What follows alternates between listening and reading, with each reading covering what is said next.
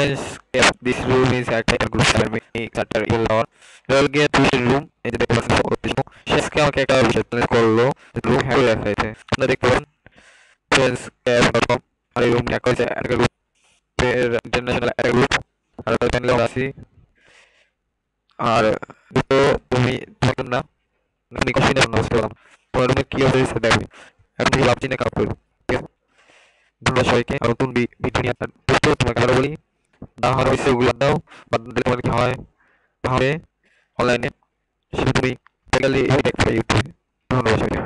আসসালাম